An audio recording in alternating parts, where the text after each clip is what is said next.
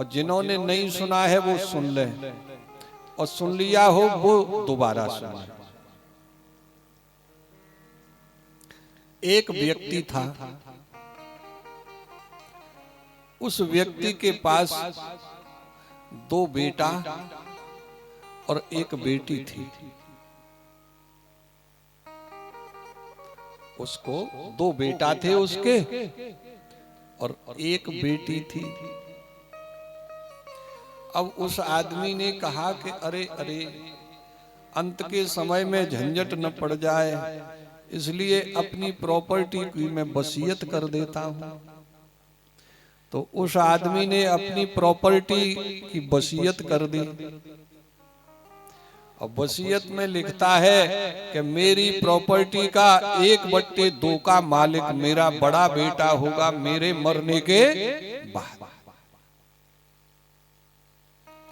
दूसरी लाइन लिखी कि मेरी प्रॉपर्टी का 1/4 यानी चौथाई हिस्से का मालिक होगा मेरा छोटा बेटा मेरे मरने के।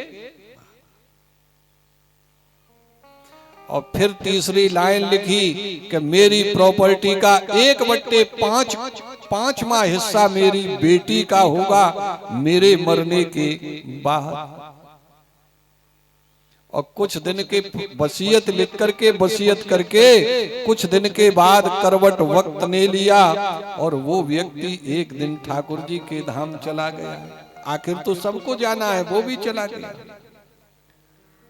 12-13 दिन तक तो वो रोआ पीटी का झंझट चला। फिर सब लोग बैठ गए। उन्होंने कहा कि तकिया में से वसीयत निकालो, कौन को पिताजी क्या दे गए हैं सो हिस्सा बांट करो। तो तकिया में से वसीयत निकाली गई और उसमें लाइन लिखी हुई है स्पष्ट कि प्रॉपर्टी का आधा हिस्सा बड़े बेटे को दिया जाए, प्रॉपर्टी का 1/4 चौथाई हिस्सा छोटे बेटे को दिया जाए। फिर तीसरी लाइन लिखी कि प्रॉपर्टी का 1/5वां हिस्सा बेटी को दिया जाए। लोग बागों ने कहा स्पष्ट लिखा है हिस्सा बांट कर दो। बोले हिस्सा बांट तो तब हो तब पहले प्रॉपर्टी निकल के आए कि प्रॉपर्टी क्या है।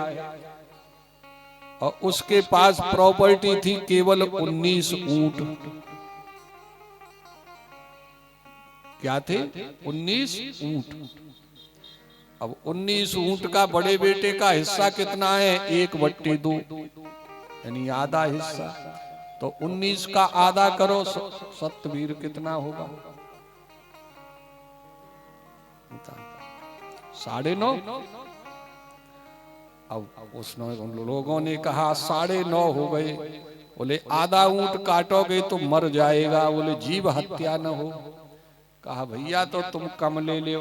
बोले ना, हिस्सा कम नहीं लूंगा। ज्यादा लेने के लिए सब खड़े हैं लेकिन कम कोई नहीं ले रहा। छोटे बेटा से कहा बेटा तुम्हारा कितना हिस्सा है? बोले मुझे वसीयत में 1/4 है, चौथाई हिस्सा मेरा है। तो 19 का चौथाई करो। 20 का चौथाई कितना हुआ? 5। तो 19 का कितना हुआ? 4.25। बोले लाला तुम्हारे 4.25 ऊंट बन रहे हैं, तुम ही कुछ कम ले लो। बोले जिन्हें ज्यादा मिल रहे हैं हिस्से में वो कम नहीं कर रहे, हमें और कम कर दो। लोगों ने कहा चलो इनको पूरा दे देंगे, बेटी तो पराई घर जाएगी, बेटी शायद मान जाए। सो बेटी के पास गए, बेटी तुम्हारा कितना हिस्सा है? बेटी बोली मेरी वसीयत में स्पष्ट लिखा हुआ है 1/5 5वें हिस्से की मालकिन हूं। और 19 का 5वां कितना हुआ? अरे 20 का 5वां 4 हुआ, तो 19 का 4.25। बेटी तुम्हारे 4.25 ऊंट बन रहे हो। भैया भैया में लड़ाई नहीं होगी, तुम कुछ कम हिस्सा कर लो। बेटी बोली क्या हमारे बाप नहीं थे? कुल मिला के बात नहीं बनी। पूरे गणतज्ञ इकट्ठे हो गए लेकिन हिस्सा नहीं बन रहा। और दरवाजे पर भीड़ खड़ी है। तो उसी समय दैव योग से गुरुजी ऊंट पे बैठकर पगड़ी बांधकर गंगा स्नान का पर्व था, सो गंगा स्नान के लिए जा रहे थे।